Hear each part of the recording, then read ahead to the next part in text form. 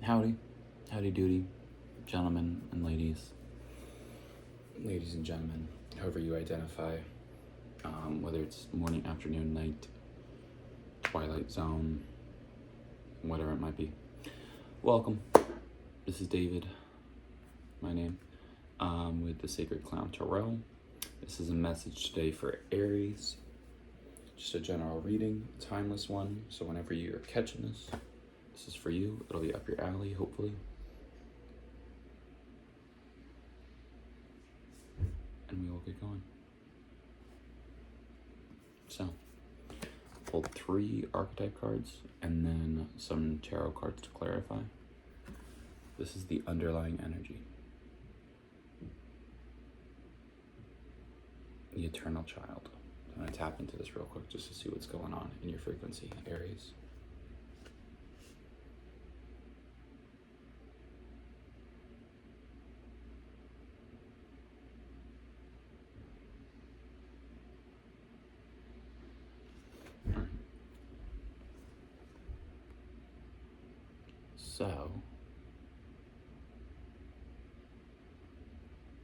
So I'm a little distracted. There's someone outside of my apartment that's walking back and forth, so I'm kind of like keeping an ear out for them, but also like focusing on this. So my apologies for the distracted nature.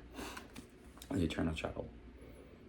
All right, so I'm feeling a resistance immediately with this. I'm feeling the inner glow and the whimsy and the innocence of like a childhood nature, right? Of living and being free and doing your own thing as a kid, living in your imagination, your creativity.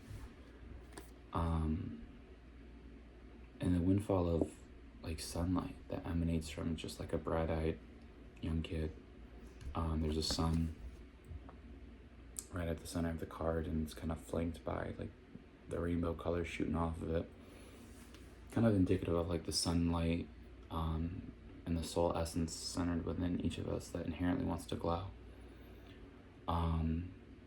Like your divine spark.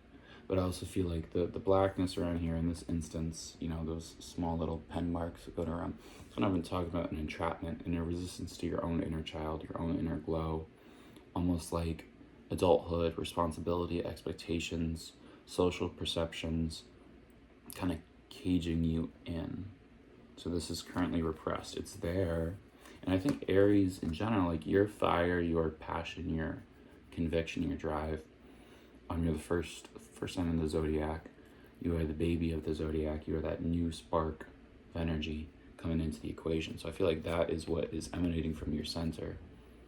But your mind is clouded by social expectations, the thoughts around your actions, the implications of how you're conducting yourself are clouding your judgment, or mainly just your spirit and your natural innocence that you came into this world with.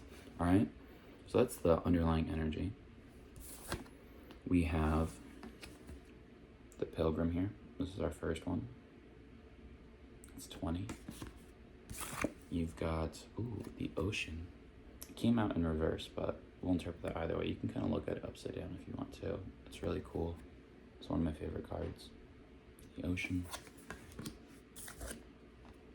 And you've got the Desert. This came out for Pisces, so a little continuation from that one.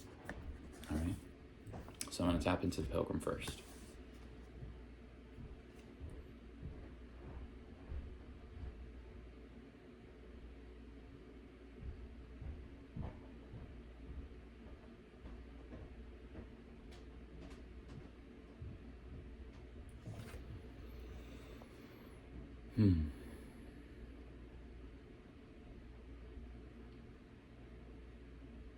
There's disillusionment. There's like a finding, you're still looking for a sense of purpose, or perhaps like you thought you had a sense of purpose, but now the expectations, the social dynamics, the underpinnings of how you saw your purpose are kind of being like taken out from underneath your feet. The pilgrims, when I think of them, pilgrims are those that, you know, go out to start something new, from a group that they originally weren't accepted by. So when you think of the Pilgrims that founded my country, specifically the United States of America, we think of the Pilgrims because they were left for their religious freedom, came to North America for the sake of their religion. And that's what we call pilgrims. But in this case, I'm feeling your sense of almost being not necessarily ostracized, but not fitting in with your respective community. Where there once was light and color is now being clouded. And that's where the dark inkiness is coming in and muddying your rainbow colors. So you used to, I guess you saw the world in the full bandwidth of colors, but you're realizing the darker aspects of a world that you thought you saw pure color in. You thought it was Snow White all the way through, fully colored. But you're realizing the data defect of what was going on. You're kind of seeing the black and white and the more objective nature as, I guess, moral discernment comes into the equation. So you're seeing through the world that you had lived in, the way you're looking at it, and now you're looking at it in a new light, so to speak.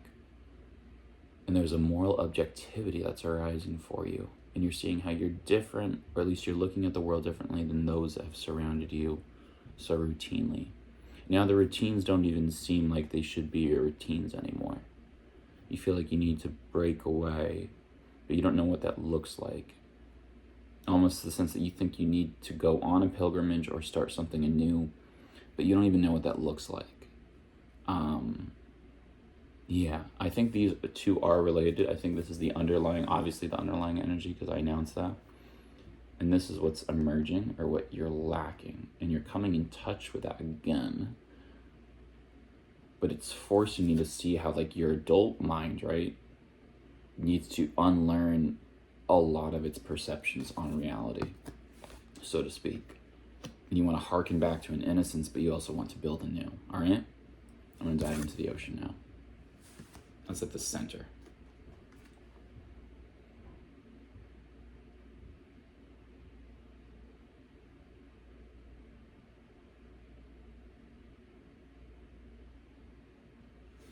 Emotions haven't come easy for you throughout life.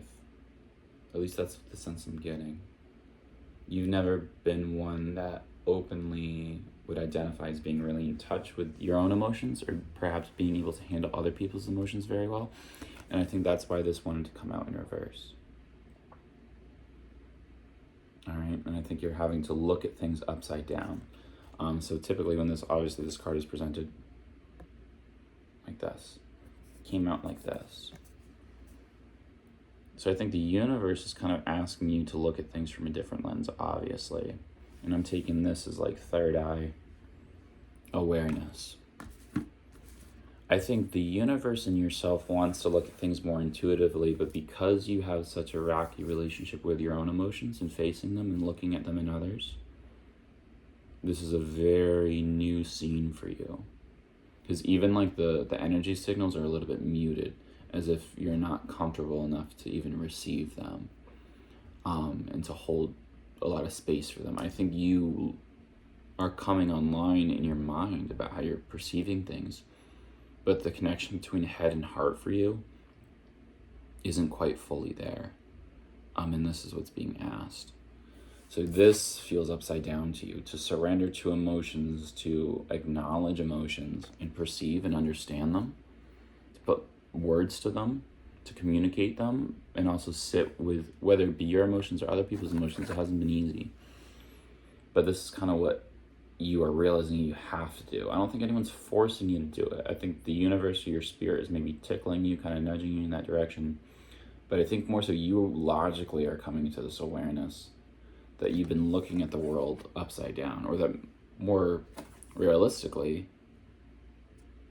the world itself is upside down from what your true innocence wants you to see. I had this conversation with someone yesterday. It was very minute and small, but I sell weed. Sorry if that frails or frivels your image of me. But a woman basically said, I was rooming her out, she's like, the world, is upside down. And I told her, yeah, I find it's easier to look at the world when I stand on my head. And I think that's what you feel like you are now compelled to do. To see the world straight, you have to flip it on its head. And I think what's being asked of you is to flip your concept or your understanding of emotions on its head so that you can make better sense of it. Yeah, that's my best understanding. I'm going to look at this. The desert for you.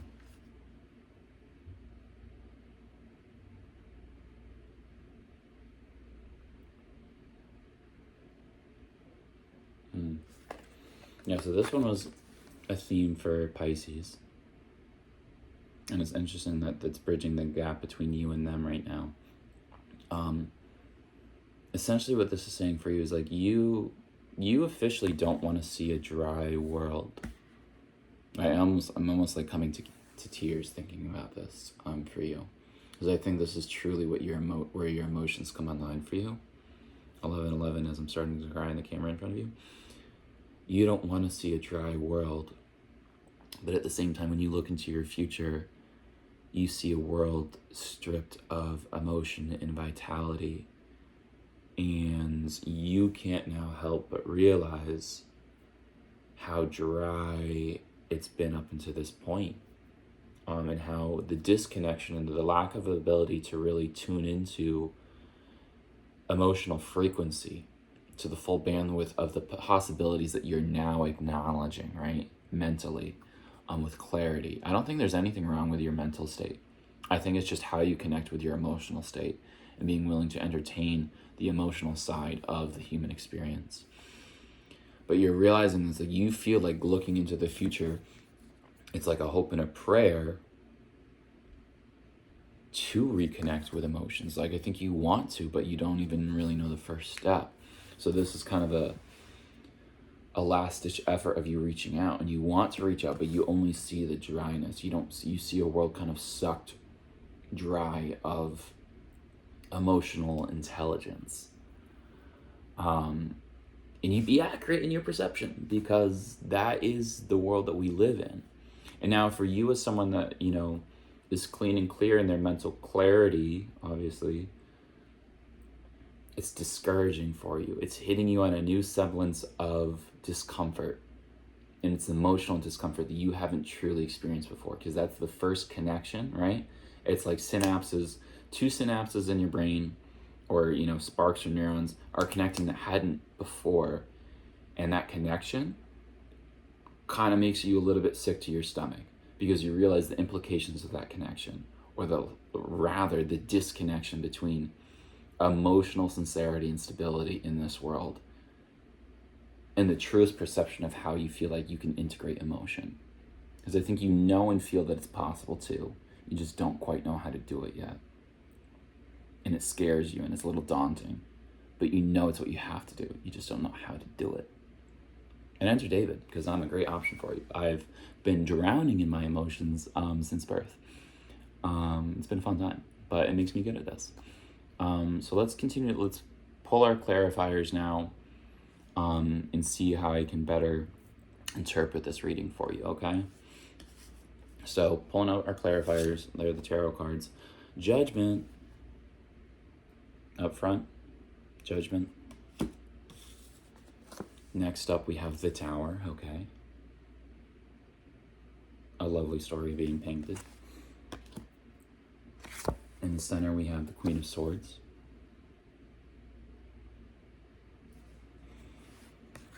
Followed by the Ace of Cups. A beautiful reading, Aries. What a great introduction to emotion. All right. And then our last clarifier is Death. Oh my goodness, what a prevalent theme. Death.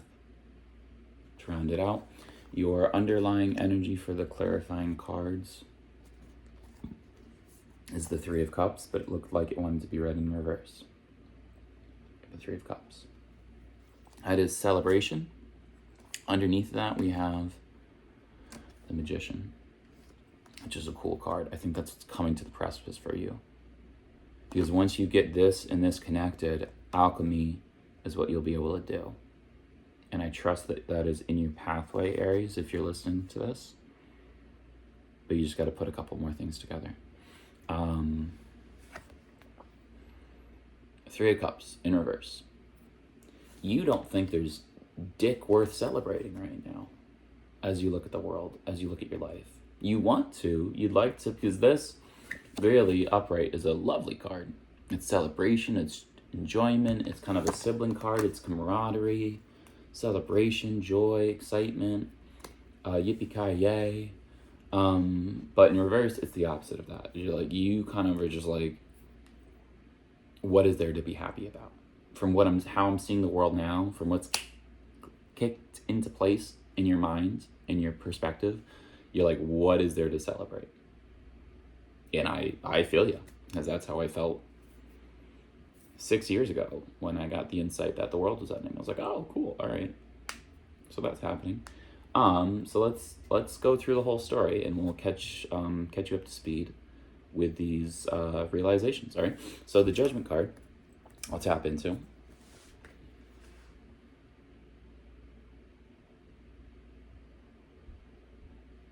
All right. So I'm gonna cue you into this. Judgment is here. It's not just for you, it's for the whole world, for all of the souls that are present. You are seeing those signs that, like, oh shit, shit is hitting the fan. And there's truths being realized by you, but you're realizing also by your peers, those around you, that there are truths that are coming to the surface that can no longer be denied. We cannot sweep these under the rug.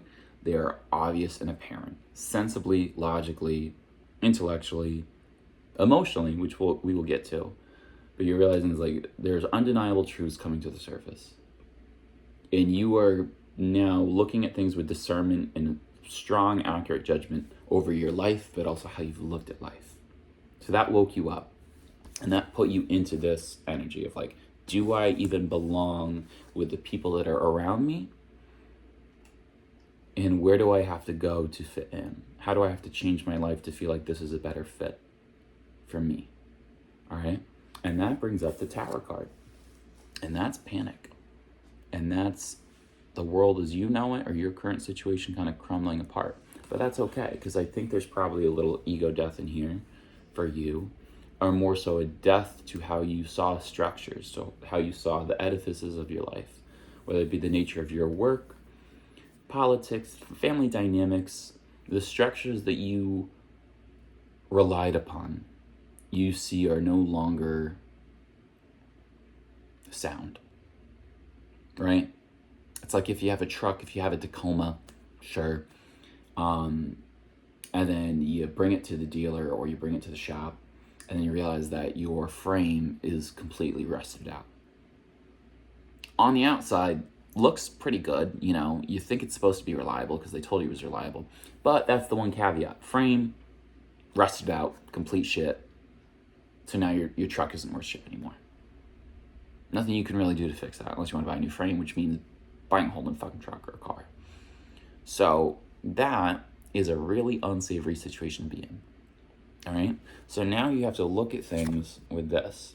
Queen of Swords. Ultimate discernment, collectiveness. But I think it's lovely for you that it's coming in on the feminine perspective so that you can integrate a little bit of that nurturance, a little bit of that feminine logic that could serve you well. And this is an honesty that will not deny or lie about your own emotions or the emotions in others. And that's where this is coming into play with this, because this is sitting on top of this. I was asking you, use your discernment in tune with your intuition. All right? You are baby stepping into the idea of really tapping into your intuition, which will unlock your emotional bandwidth. But it's coming in. And because of that openness and your at least willingness to process that as data that can be available to you to have a better understanding of yourself and those around you, that's golden. That's golden, my friends, my fellow child on earth, all right? Because Ace of Cups is here. And this is coming in from spirit. This is emotional renewal. Because you are stepping up to the plate. Spirit is meeting you halfway there. This is emotional fulfillment. This is a resurgence of abundance. This is the fountain of youth being unlocked within you because you took the time to just have patience with your perception of your reality. And what a beautiful thing to take a second and be like, maybe, just maybe, if I look at things from a different way, I can garner a semblance of enlightenment. And this is the universe, spirit, God clapping back and saying, bravo, well done. The aid is coming in. You've been thirsty for a while, and here's some fucking water for you, my friend. And that's why this doesn't need to be so daunting, even though, as a matter of fact, this, as you see it, is accurate, and that it's certain death for the world that you've known and how you've been looking at the world. Now, this is an accurate perception for you, and it's like, I want to make this transgression, this progression clear for you, okay? Because you're ending on the death card. Now, that doesn't mean death to you. That doesn't mean death to the earth. It just means death to a way you've been living and the world has been living. But before that happens, you are getting the mark of spirit, right? You are getting your blessings, your baptism, your emotional wellspring of security and insight. There's insight coming into you that you won't survive without, all right? So if you don't integrate this, if you don't accept this, right, this gift from spirit, of emotional insight, of spiritual intuition, of joie de vie, if that's the term in French, it's a newfound way of looking at life that is unique and intrinsic to you because this is your spark from God. You just had to integrate the emotional aspect to come full circle. So the death is certain because you're right, because you're perceptive. But it doesn't have to be death to you physically or even spiritually, but egotistically, probably, yeah. You're getting humbled. But I think for you and the track that you're looking at is you're seeing it more so as, the world is about to be humbled. My respective community, my family, my workplace, whatever it is, your outside world is about to be humbled. And that's because it is. There's death to ways of your perception, but also how you realize the world has been perceived. And you don't quite know how to handle it. You don't know where to look. But that's why I'm here. Look to spirit. The fact that you are looking at this video right now shows me that you are at least holding space for greater wisdom to come in, which is a fantastic feat. So trust that pull. Trust the intuitive pull to look elsewhere for solutions. And I don't have to tell you, I don't have to convince you. The locked mindset of which you were perceiving the world before, looking at it objectively, is no longer serving you. And that what has brought you to explore other avenues, other perspectives. And to start listening to your emotions. You don't have to understand them. You don't have to be able to put a label on it immediately. But sit with it and see what words come to mind so that you can better understand your emotions.